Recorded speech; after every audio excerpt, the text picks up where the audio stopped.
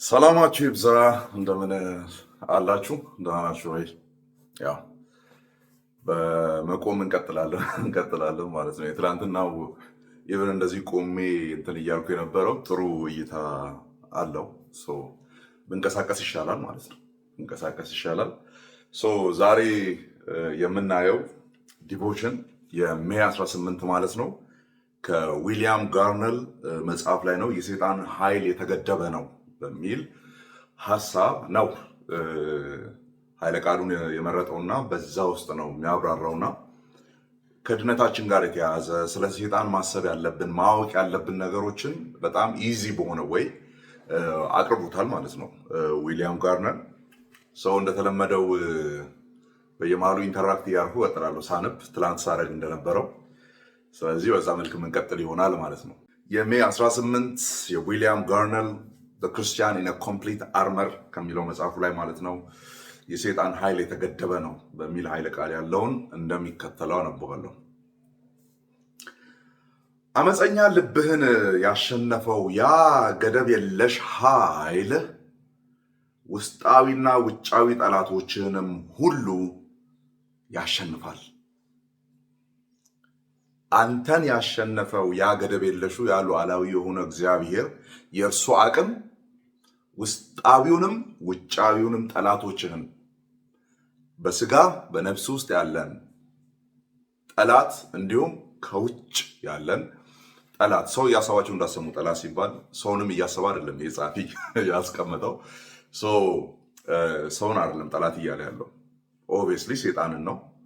ደን ከሱ በመነጨ የሚመጡ ህይወታችን ላይ በውስጥም በውጭም የምንሰቃይባቸው ማለት ነው። ግን ኤግዛክትሊ ከማን የሚነሳ?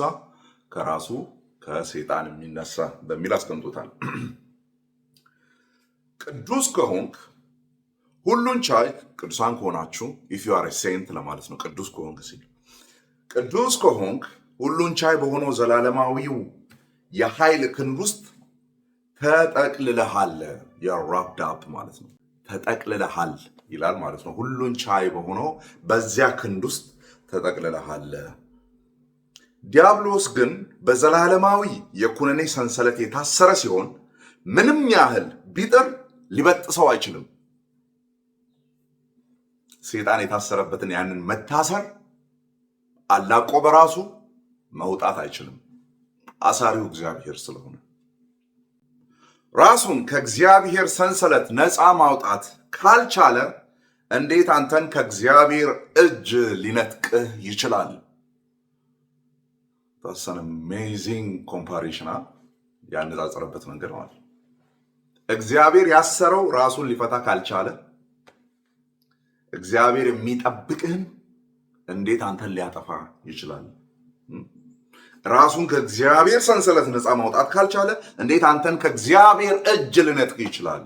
የሰጠኝ አብ ከሁሉ ይበልጣል። ከአብ እጅ ማንም አይነጥቃቸውም፣ ከእኔም እጅ ማንም አይነጥቃቸውም። ማንም። ዲያብሎስ ቅዱሱን ሊፈትን የሚችለው በእግዚአብሔር ፈቃድ ብቻ ነው። ያለ እርሱ ፈቃድ አንዳች ነገር በሕይወታችን ላይ ስለማይሆን ማለት ነው። አንድን ቅዱስ አንድን በክርስቶስ ኢየሱስ አምኖ የዳነን ሰው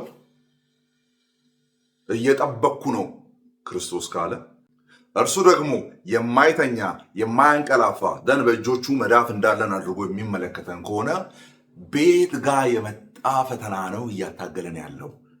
ቤት ጋር ህይወታችን ውስጥ ሾልኮ የገባ ሰይጣን ነው ካልቾ እየመታን እያላጋን ያለው። ስለዚህ በክርስቶስ ሁሉን በሚያዩ አይኖች በክርስቶስ ሁሉን ጠባቂነት ላይ ምንም ጥያቄ የለንም ማለት ነው። ምንም ጥያቄ የለንም። ስለዚህ ጥያቄው የሚሆነው ግን ለምን ፈቀደ የሚለው ነው የሚሆነው። right መቼስ ተኝቶ አይደለም እያየ ነው። የጸጉራችሁ ቁጥር እንኳን የተቆጠረ ነው። ከዚች ላይ የምትነቀለው የሚያሳስብ ክርስቶስ ሰይጣን የሚባል አንድ የእርሱም የኛም ጠላት መጥቶ ህይወቴ ላይ አንዳች ነገር ሲያረግ ኬራ አያረግም፣ አይመለከትም። መቼስ መልሱን እናውቃለን። ስለዚህ በእርሱ ፈቃድ ነው የሚሆነው። ሙሉ በሙሉ ልንረዳው እንችላለን። ያንን የሚፈቅድበትን መንገድ አንረዳውም። እግዚአብሔር እንደሚወድ የምታምን ከሆነ ሰይጣን አንተን እንዲያጠቃ ሲፈቅድ በጥበቡ በእርግጥ መታመን ትችላለህ። በእግዚአብሔር ጥበብ ሰይጣን አንተን የሆነ ነገርን እንዲነካ እግዚአብሔር ሲፈቅድ እግዚአብሔር ከዛ ጋር አንዳች ሊያሳካው የፈለገ በእኛ ህይወት ላይ ሊሆን ይችላል፣ ለሱ ክብር ሊሆን ይችላል። ኦኬ እኛ የሚገባን ሊሆን ይችላል፣ የማይገባን ሊሆን ይችላል። ግን እግዚአብሔር አንዳች ሊያሳካው የፈለገው ነገር እንዳለ በእርሱ ጥበብ ትታመናለህ ማለት ነው። ትታመናለህ። ጥበብ የሚለው ቃል የገባበት ምክንያት እኛም ልንረዳው የማንችለው አይነት ነገር ሊሆን ስለሚችል ማለት ነው። ሊሆን ስለሚችል አንዳንዴ ካለፍም በኋላ ነው የሚገባ።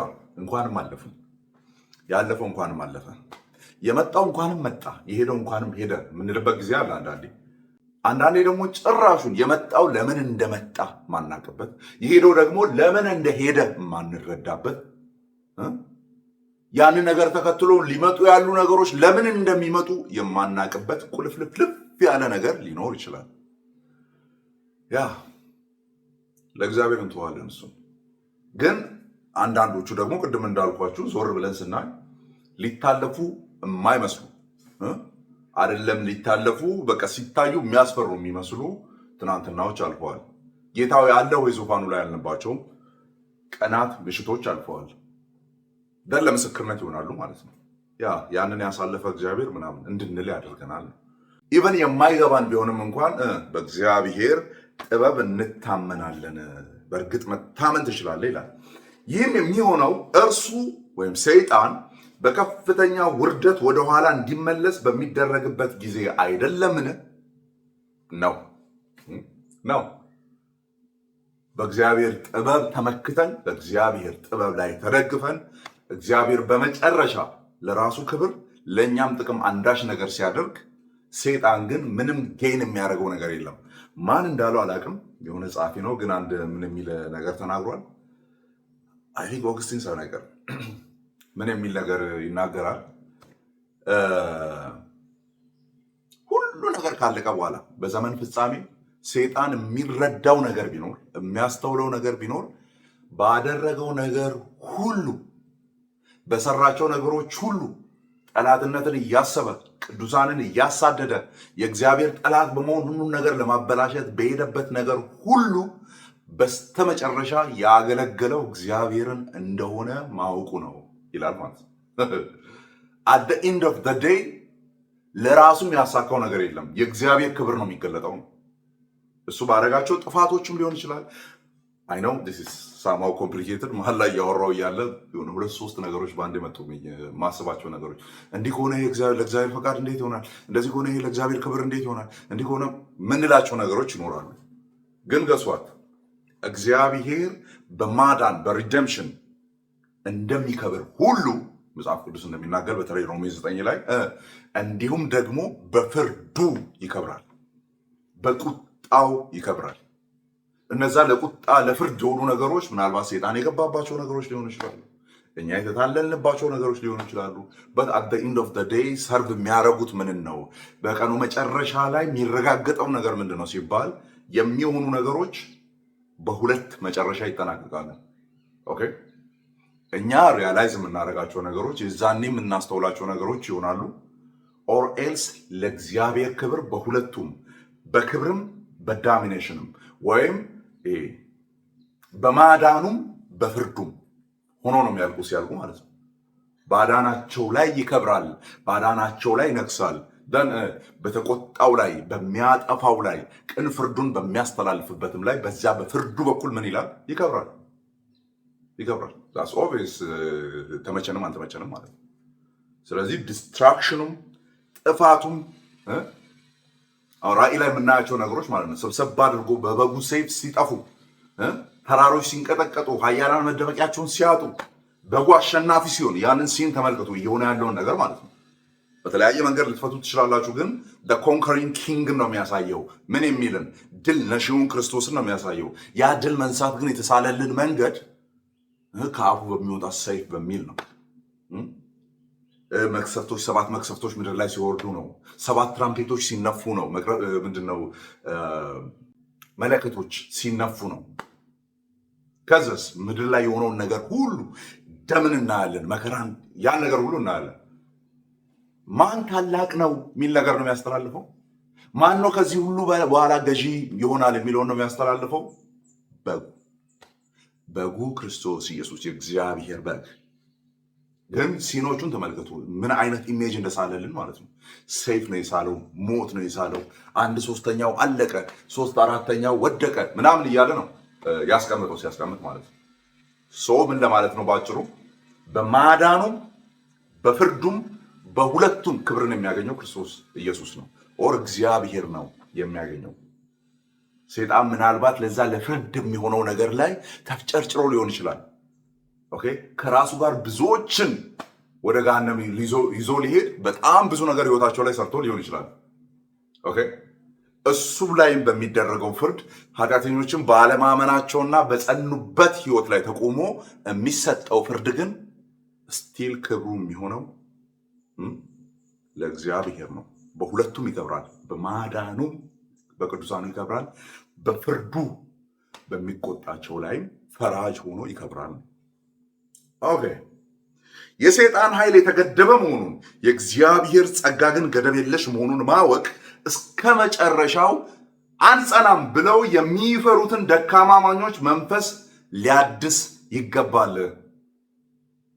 ላልጸና እችላለሁ፣ ወጥቼ ልሄድ እችላለሁ፣ ራሱን ሲመለከት ማለት ነው። ማርቲን ሉተር እንዳለው ራሴን ስመለከት ልድን የማልችል ኃጢአተኛ እንደሆንኩ ያለው፣ መስቀሉን ስመለከት ደግሞ ልጠፋ ማልችል እንደሆንኩ ያለው፣ ኦር መዳን የኔ እንደሆነ ማየት እችላለሁ የሚል ነገር ሲናገር እናያለን።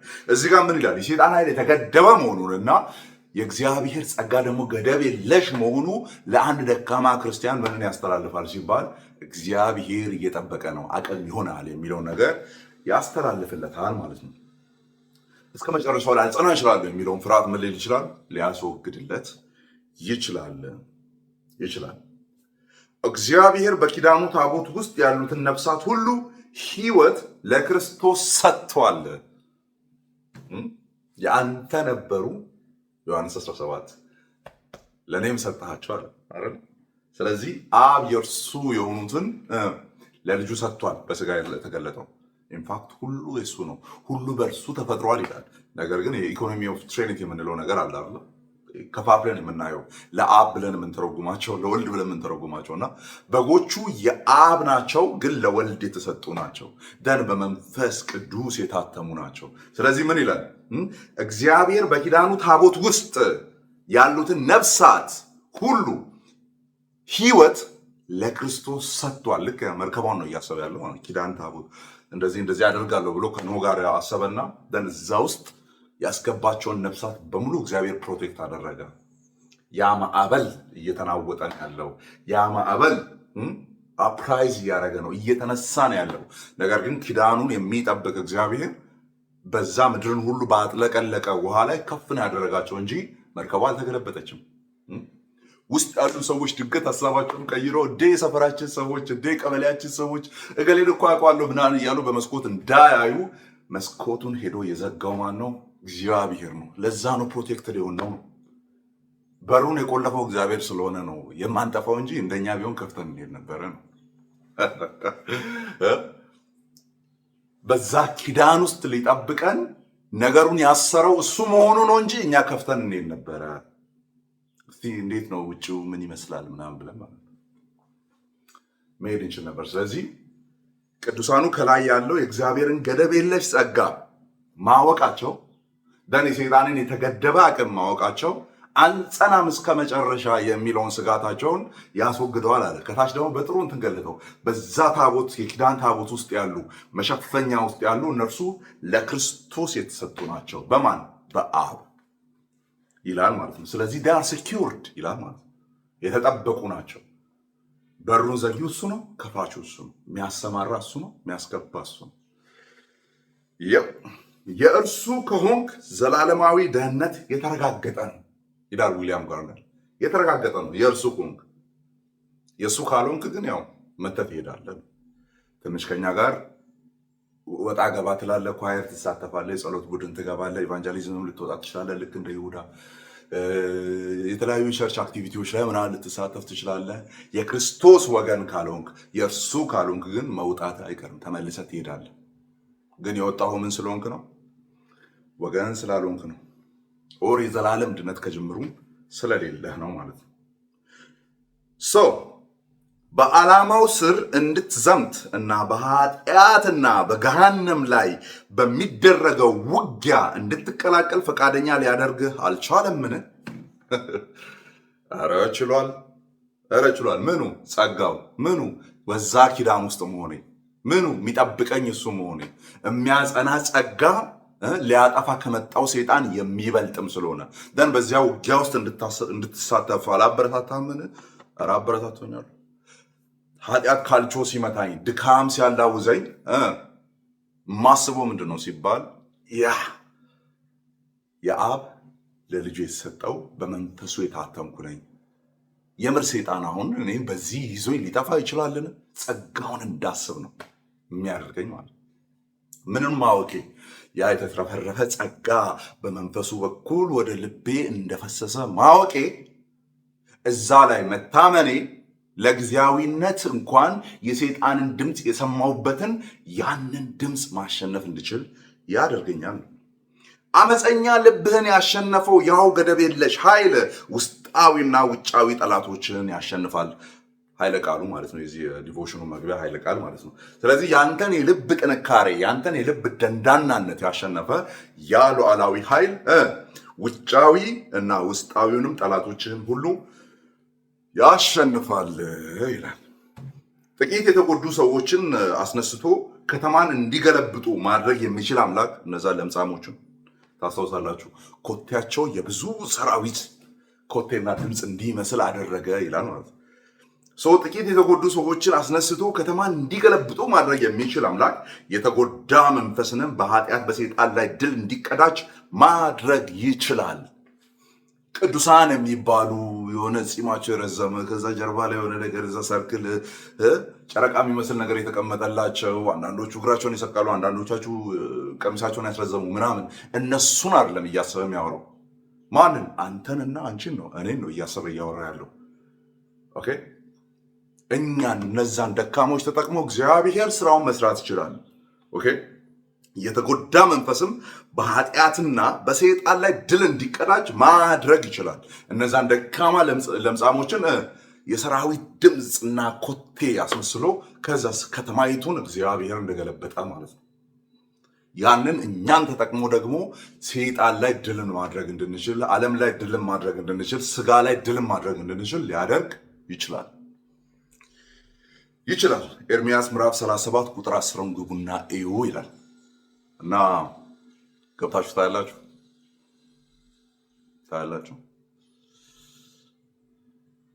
አዎ እናያለን ያላችሁ እግዚአብሔር ይባርካችሁ። የእስራኤል ሰፈር ሁሉ በሰላም ወደ ከነዓን እስኪሻገር ድረስ ታቦቱ በዮርዳኖስ መካከል ቆሞ ነበረ። የሆነ የሚነዝር ነገር የለም? ደስ አይልም? ሁሉ እስኪሻገሩ ድረስ ታቦቱ ምንም ማሳያ ነው። እንደሚታቁት ራሱ እግዚአብሔር እዛ ጋር አለ ነው ባይዞ። ለዛ ነው ታቦቱ ያለበት ቦታ ላይ ሁሌ ምን የሚሉት የሚሰግዱት። ለምን? ደመናው ይመጣል፣ እሳቱ ይመጣል፣ እግዚአብሔር እዛ ቦታ ላይ እንዳለ የሚያውቁበት ስለሆነ ማለት ነው። እግዚአብሔር ነው ዮርዳኖስ መካከል የቆመው። እግዚአብሔር ነው ዮርዳኖስ መካከል የቆመው። አያችሁ አይደል? ከዛስ ሁሉም ተሻግሮ እስኪያልፉ ድረስ እዛው ታቦቱ ቆመ ነው የሚለው። ሁሉም ካለፉ በኋላ ነው ካህናቱ ታቦትን ይሸከሙት የወጡት እንጂ ቀድሞ አልፎ አልሄዱም እነሱ። የሆነ ኢሜጅ አልታያችሁም? የሆነ መግቢያው በር ላይ ቆሞ በጎቹ ሁሉ ገብቶ እስኪያልቁ ወደ ግሩኖ ወደ ማረፊያቸው እስኪገቡ ድረስ ቆሞ የሚመለከት እረኛን አላስታውሳችሁም? ታቦቱ ውሃው መሃል ቆሞ ሁሉም እስኪያልፉ ድረስ ቆሞ ጠብቆ ካህናቱ ተሸክሞ ድጋሚ መጨረሻ ላይ እነሱ አለፉ። ደን እዚህ ጋር ተመልከቱ። ከፊት ለፊታቸው ይሄዳል፣ የለመለመ መስክን ያዘጋጅላቸዋል። ከፊት ለፊታቸው ይሄዳል። በእስራኤል እንደዛ ነው። ባይዞ እረኛ ከፊት ለፊት ነው የሚሄደው፣ በጎቹ ይከተሉታል። ከዛ ወደ ማሳደሪያቸው ሲገባ በር ላይ ነው የሚቆመው። ሁሉም ይገባሉ። ሁሉም መግባታቸውን ካጣራ በኋላ ነው በሩ የሚዘጋው። ክርስቶስ ያንን ኢሜጅ ዮሐንስ 10 ላይ ስሮልናልና ብሉይ ኪዳን ላይ በታቦቱ መልክ ነበር የተገለጠው። ያ ታቦቱ መሀል ላይ ቆሞ ህዝብ ሁሉ እስኪያልፉ ድረስ ቆሞ ያይና ተሻግራችሁ የቀረ የለም አይደለ? አሁን መግባት ትችላላችሁ። ካህናቶቹ ተሸክሞ ሲያልፉ እናያለን ማለት ነው።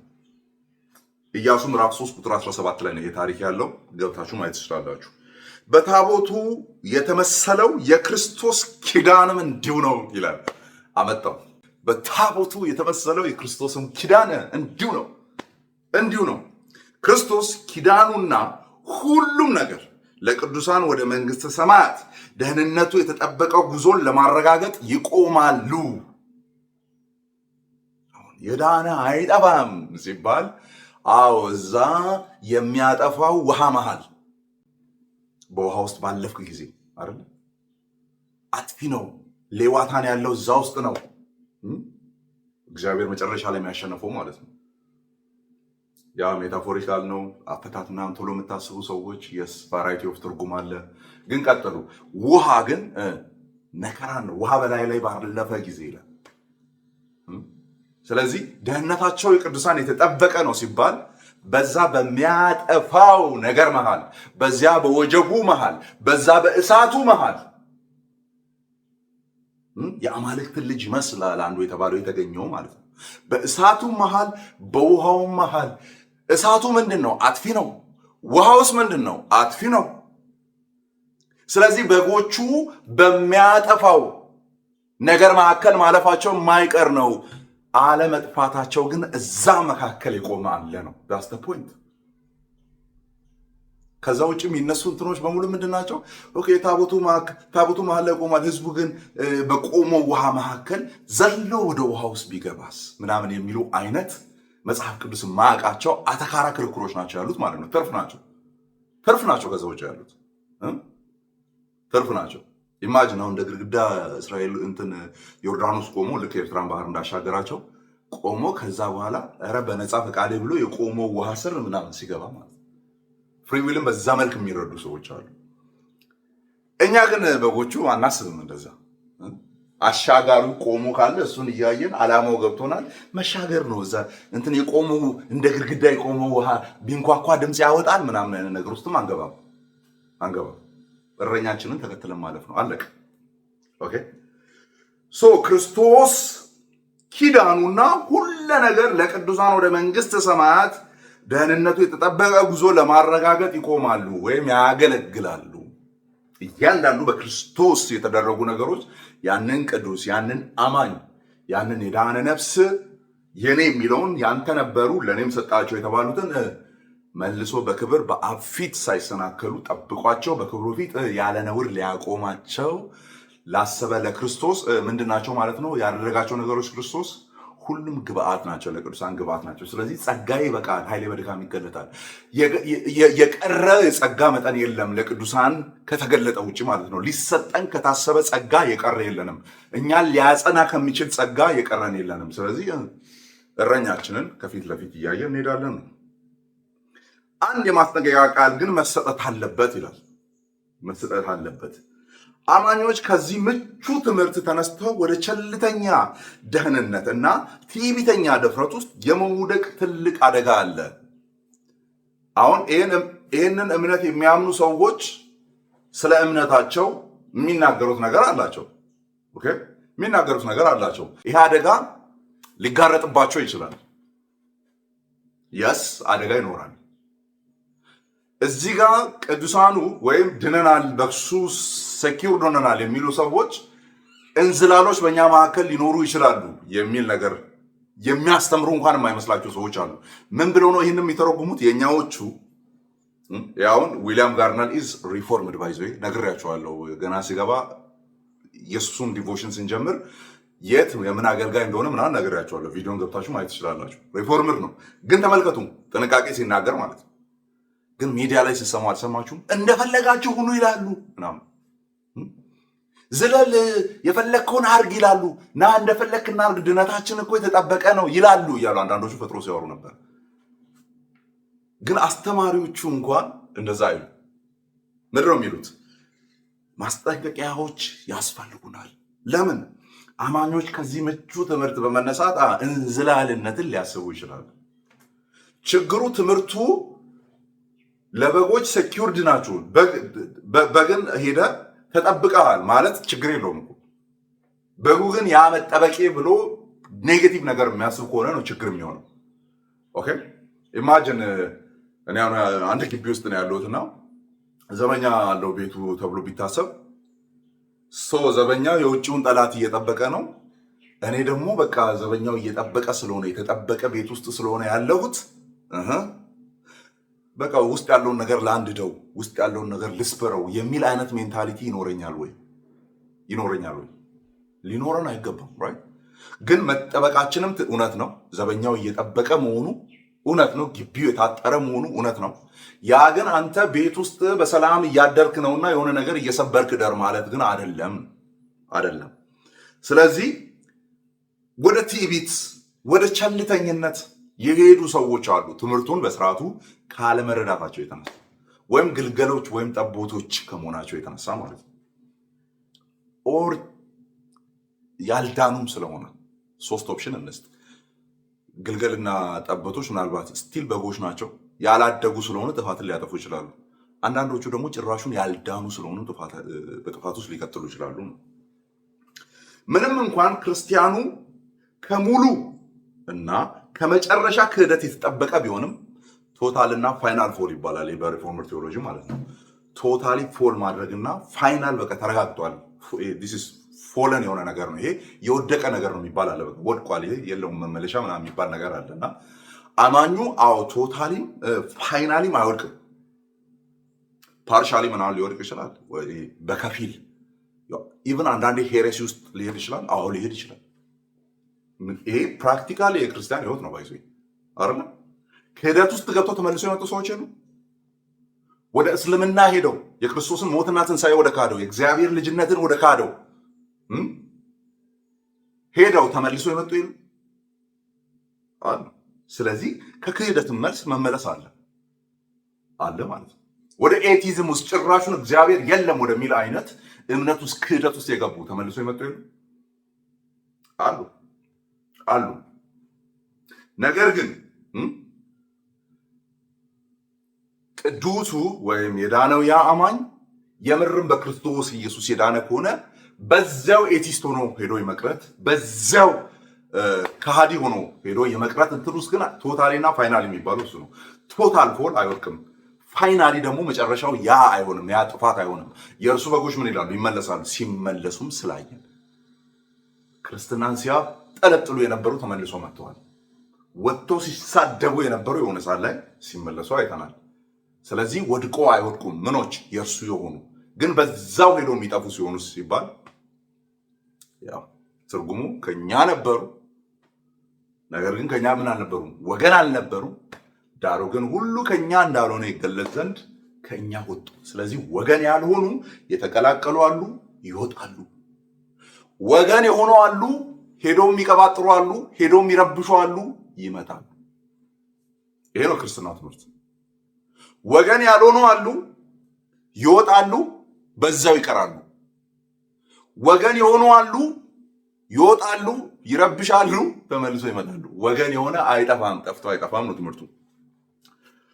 ኦኬ። ነገር ግን ወገን ነኝ ብሎ ደግሞ ክርስቶስ ላይ እግርን የሚያነሳ የለም። ማንም በመንፈስ ቅዱስ ሆኖ ኢየሱስ የተረገመ ነው ሊል የሚችል የለም እንደሚል ማለት ነው። ወገንነቱን መንፈስ ቅዱስ እየመሰከረለት በክርስቶስ ላይ እግሩን ሊያነሳ የሚችል ደግሞ የለም። መጽሐፍ ቅዱሳዊ ነው። ይሄም መጽሐፍ ቅዱሳዊ ነው። ግን ሳያውቀው ያ በክርስቶስ የተገለጠው መገለጥ ሳይረዳ በከፊል ከማወቁ የተነሳ ስህተቶችን ሊሰራ ይችላል። ያ ኦብቪየስሊ ሊሰራ ይችላል። ኦኬ። ከዚህ ትምህርት ጥላ ስር እነዚህን አደጋዎች አድፍጠው እንደሚገኙ ማወቅ፣ የተለያየናቸው አደጋዎች ክርስቲያኑ ሁል ጊዜ በንቃት እንዲጠብቅ ለማድረግ በቂ መሆን አለበት። የነቃ እንዲሆኑ ለማድረግ በቂ መሆን አለበት። ለምን? እኔ አንዳንዴ እንደዛ አስባለሁ። የሆነ በቃ ቶታሊ ሜስዳፕ ሲሆን የሆነ መሆን የማይገባኝ ቦታ ላይ ስገኝ ምናምን አልዳንኩም ይሆን እላለሁ። ለምን ሲባል መጽሐፍ ቅዱስ አንደኛ ቆሮንቶስ አይ ቲንክ አንደኛ ቆሮንቶስ ሁለተኛ ቆሮንቶስ ላይ ነው በእምነት እንዳላችሁ ራሳችሁን መርምሩ ስለሚል ማለት ነው። ቼክ አደርጋለሁ። አማኝ ከሆንኩ ለምን እነዚህን አደርጋለሁ? አማኝ ከሆንኩ ለምን እነዚህን አስባለሁ? አማኝ ከሆንኩ ለምን እነዚህ ነገሮች በህይወቴ ውስጥ አሉ ምናምን። በእምነት እንዳለን እንደዚህ ነው። ወደኋላ ራሳችን በቃሉ አፕዴት እያደረገን እንሄዳለን ማለት ነው። እንሄዳለን። ከዛ በዛ ማስታወስ ውስጥ እግዚአብሔር መልሶ ይይዘናል ማለት ነው። ይይዘናል። የሆነ ከስረን እንዳንከስር ይይዘናል። ብዙ ነገር አበላሽተን እንዳንመለስ በቅርበት ቶሎ ይገስጸናል፣ ይይዘናል ማለት ነው። ስለዚህ እንድንጠነቀቅም ያደርገናል። ለማን ሲባል? ለራሳችን ሲባል፣ ለራሳችን ሲባል። የተነሱ ዋና ዋና ነጥቦች ኦልሬዲ አብራርቼ ጨርሻለሁና አይ ቲንክ እንትኑን የተነሱ ሀሳቦችን ብቻ ልንገራችሁ። ሃይላይቱን ይዤዋለሁ ኦልሬዲ ከላይ ውስጥ ለውስጥ በጣም ብዙ ስላወራው ማለት ነው። የተነሱ አራት ዋና ሀሳቦች አሉ፣ ይዣቸዋለሁ። አንደኛ የሰይጣን ኃይል የተገደበ መሆኑን በብዙ መንገድ እያወራን የቆየ ነው። በቃ የተገደበ ነው። ሰይጣን በእግዚአብሔር ሰንሰለት የታሰረ በመሆኑ ራሱ የራሱ ሙሉ የሆነ ስልጣን የለውም። አማኞችን ሊፈትን ወይ ሊያጠቃ የሚችለውም እግዚአብሔር በጥበቡ ሲፈቅድ ነው እንጂ በእርሱ የተያዝነን፣ በእርሱ በመለኮታዊ ኃይሉ የተጠበቅነን። አንዳች ነገር ቢፈቅድ እንኳን ለጥቅማችን ነው ሊሆን የሚችለው። ኦር እኛ ባንረዳው እንኳን ለእኛ ጥቅም ለእርሱ ክብር የሚሆንን ነገር ሊያመጣ ነው የሚል ነገር አይተናል። ሁለተኛ እግዚአብሔር ጥበቃና ዘላለማዊ ደህንነት። እግዚአብሔር እየጠበቀ ስለሆነ ነው ዘላለማዊ ደህንነት የሚባለው ነገር የምናወራው እንጂ ራሳችንን የምናስገባ ከሆነና ራሳችን የምናወራ ከሆነ ያ ስለ መጥፋት ልናወራ እንችላለን። ቅድም እንዳልኳችሁ እንደ ግድግዳ የቆመው ውሃ ውስጥ ስለመግባትም ልናወራ እንችላለን። ወይም በዛ በደረቅ ምድር ሲሻገሩ መሀል መንገድ ድረስ ሄደና ደከመኝ ብሎ ወደኋላ ስለመመለስም ልናወራ እንችላለን። ግን እያወራን ያለነው ከሙሴ የሚበልጠን ከሆነ እያወራን ያለነው ያ የእግዚአብሔር የባህሪ ልጁ እየጠበቀ ስለመሆኑ ግን እያወራን ከሆነ ደህንነታችን የተረጋገጠ ነው፣ የተጠበቀ ነው። ቅዱሳን ሁሉን ቻይ በሆነው አምላክ እጅ ውስጥ ስለሆኑ መንፈሳዊ ደህንነታቸው ሙሉ በሙሉ የተረጋገጠ ነው። የእግዚአብሔር ገደብ የለሽ ጸጋ ደካማ አማኞችን እስከ መጨረሻ እንዲጸኑ ጠላቶቻቸውንም እያሸነፉ እንዲቀጥሉ ሊያደርግ ይችላል። ሶስተኛው የክርስቶስ ኪዳን አስተማማኝነት። አዲሱ ኪዳን በባህሪው አስተማማኝ ነው። ለምን? በስላሴ መካከል ያለቀ ስለሆነ። ኦኬ አባት ለልጁ የሚሰጣቸውን መንፈስ ቅዱስ ያተማቸው ስለሆነ በስላሴ ምክር ስለሆነ ድነታችን። አዲሱ ኪዳን ምንድን ነው? አስተማማኝ ነው። የቃል ኪዳኑ ታቦት እስራኤልን በዮርዳኖስ ወንዝ በሰላም እንዳሻገራቸው ሁሉ የክርስቶስ ኪዳንም አማኞችን በሰላም ወደ መንግሥተ ሰማያት ያደርሳቸዋል። ሃሌሉያ አሜን። የመጨረሻው መንፈሳዊ ንቃት፣ ጥንቃቄ ያስፈልጋል። እንዝላሎች አሉ እንዳልኳችሁ። ሁለት አይነት ካታጎሪዎች አሉ። ይሄ ትምህርት ሁለት አይነት ሰዎችን ሲያገኝ ነው ችግር የሚፈጥረው። አንደኛው ግልገሎቹ ጋር ሲደርስ የምርም የዳኑ ሆነው ግን ይሄ ቃሉን በማወቅ በማጥናት መንፈሳዊ የሆነ ነገር እንዲበር በማድረግ ያልጠነከሩ ገና ጨቅላ ሰዎች ጋር ሲደርስና ወገን አይደሉም ግን ወጡ የተባሉ ሰዎች እኛ መሀል ያሉ ጋር እነሱ ጋር ሲደርስ ችግር ይፈጥራል። ችግር ፈጠረ ብለን ግን ከማስተማር ወደኋላ አንልም። ይሄ ምንኛ ለመስማት የሚጨንቅ ንግግር ነው ሲል ኢየሱስ ቆሞ ኦኬ ደሜን ጠጡ ስጋዬን ብሉ አስጨነቃችሁ፣ በቃ እንተው፣ እሱን ትምህርት እንተው፣ በቃ አትብሉ አትጠጡም ተው፣ ዋናው ላብ ነው ወደ ማለት አልቀየረም። ከዚያም በኋላ ባይዘው ዮሐንስ 6 እሱ ነው የሚናገረው። ያንን ተናግሮ ሲጨርስ ነው ከደቀ መዛሙርት ብዙዎች ወደኋላ ፈገፈጉ። ወር ከሚከተሉ ማለት ነው። ደቀ መዝሙር ማለት ከሚከተሉ ብዙዎች ወደኋላ ፈገፈጉ። ደሜን ጠጡ ስጋዬን ብሉ ሲል ማለት ነው።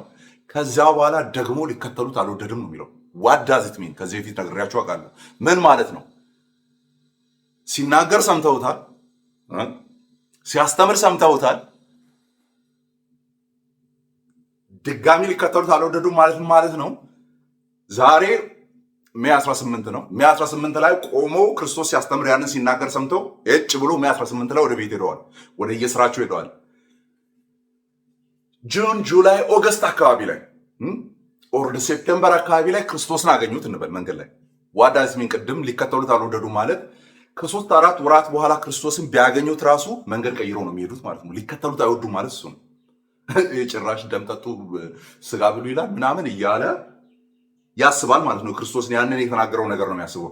ዳግመኛም ሊከተሉት አልወደዱም። ስለዚህ ዳግመኛ እንዳይከተሉትም ጭምር የሚያደርግ ንግግር ነው። እውነተኛ የክርስቶስ በጎችንና የእርሱ ያልሆኑትን የሚለየው እሱ ነው ማለት ነው። ጠንካራ ትምህርት ነው የክርስቶስን እውነተኛ በጎች ከፍየሎች የሚለየው። ይህ ምንኛ ለመስማት የሚጨንቅ ንግግር ነው የሚባሉ ትምህርቶች ናቸው የእርሱ የሆኑትንና የእርሱ ያልሆኑትን የሚለዩት። ወገን የሆነውንና ወገን ያልሆነውን የሚለየው ምንኛ ለመስማት የሚጨንቅ ንግግር ነው። ከዚህ በኋላ አንከተልም አንሰማ የሚያስብሉ ንግግሮች ናቸው። አንተማ እንደዚህ ከሆንክ ኢማጂን፣ ያው እብድ ነው ምናምን ይባላል አይደለ? እዛ ወንጌላት ውስጥ እብድ ነው ብሎ ሊይዙት ወጡ ምናምን። ይሄን ስለሚናገር ነው ባይዞ እብድ ነው የተባለው። ይሄን ስለሚናገር ማለት ነው። በቃ እብድ ነው ይሉኛልና ትምህርቴን ትንሽ ላግጥ ነው አይልም። ላግጥ ነው ትንሽ ቀጠን ባረገው ነው የሚሰድቡኝንም ነገር ሊተው ይችላሉ አይልም።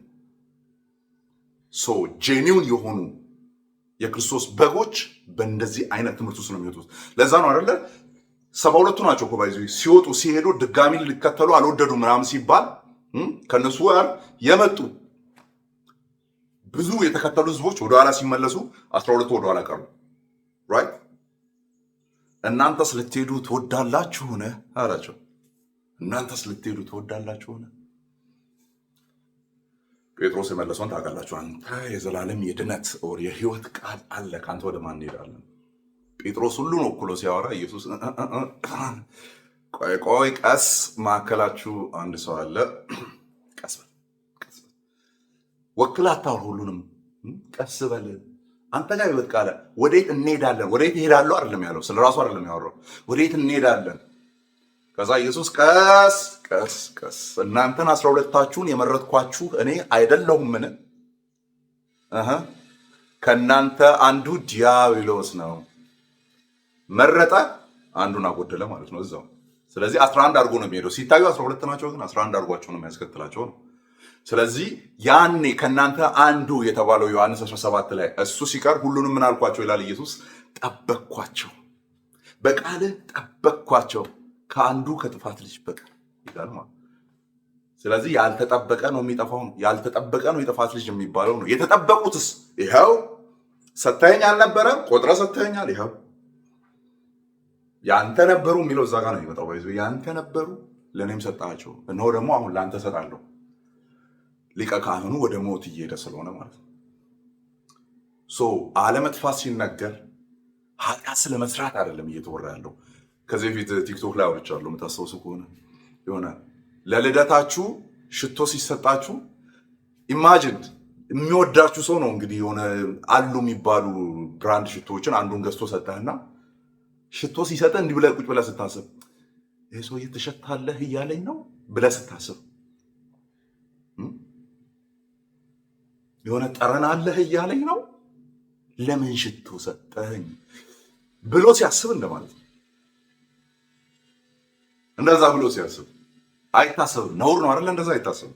ሽቶ ከሰጠህ በቃ ክቡር ስጦታ ነው ትወስደዋለህ እንጂ ትሸታለህ እያለኝ ነው ጠረን አይሆንም እያለኝ ነው ምናምን ወደሚል አይነት አተካራ ውስጥ አይገባም። ተጠብቀሃል ሲባል ኦኬ ልዝለል እንዴ እስቲ ምን ያክል አጥሩ ጠንካራ እንደሆነ ዲጅኖ አምጥቼ ወይም ግሬደር አምጥቼ እያፈረስኩ ልሞክር እንዴ አይባልም። ትግላችን ይሄ ነው። ባይዘ አይጠፋም ስትሉ ምናምን የሚሉ ሰዎች ጋር ስንከራከር አጥሩ ጠንካራ ነው ብለን ስናስተምር ዶዘር ይዤ በመጣስ የሚሉ ሰዎች ጋር ነው እየተከራከርን ያለ ነው። ተጠብቀሃል ሲባል እግዚአብሔር ዮርዳኖስ መካከል ላይ ስለቆመ በታቦቱ በኩል ራሱ ስለቆመ ውሃውን ግድግዳ አድርጎልሃል ሲባል ውሃ በባህሪው ግድግዳ መሆን አይችልም፣ ሊጠነክር አይችልም። እኔ በፈቃዴ መግባት እችላለሁ እዛ ውሃ ውስጥ ከሚሉ ሰዎች ጋር ነው እየተከራከር የምንውለው። ለዳኑ ግን ይሄ ኢሹም አይደለም፣ ክርክርም አይደለም። ደንዳናው ልባችን የሰበረ ጌታ ውሃውን እንዴት አያቆምም እንላለን። እኛ አማኞች ነን። አማኞች ደህንነቴ የተረጋገጠ ነው በሚል ምቾት ተታለው ወደ ቸልተኝነትና ትዕቢት መግባት የለባቸውም። ምንም እንኳን ሙሉ በሙሉ ወደ ጥፋት ባይሄዱም ቶታልና ፋይናል ፎል የሚባለው ህሊናን የሚያቁስል ጸጋን የሚያዳክምና በወንጌል ላይ ነቀፋን የሚያመጣ ከባድ ውድቀት ሊያጋጥማቸው ስለሚችል ሁል ጊዜም ነቅቶ መኖር አለባቸው ይላል። ያው የኔ ላይፍም ማሰብ ነው። ኦልሬዲ የተገለጠ ላይፍ በብዛት ስላለኝ ማለት ነውና ያልተገለጠው እንግዲህ አልተገለጠም። መገለጥ ካለበትም ይገለጣል። በጣም ብዙ ትምህርት ስላስተማረኝ ማለት ነው ይሄ ኦብቪየስሊ እና ለብዙዎቻችሁ ትምህርት የሆነ ይመስለኛል። በእኔ ላይ ሀፕን ያደረገው ነገር የምታውቁት ብዙዎቻችሁ ለእናንተም ትምህርት ሆኖ የሚያልፍ ሆኗል።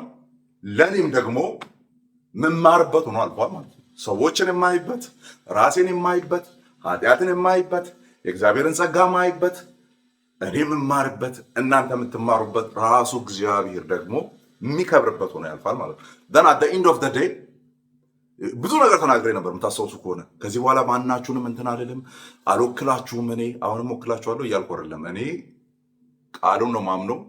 ክርስትና እውነት ነው። ኢየሱስ የእግዚአብሔር ልጅ ነው።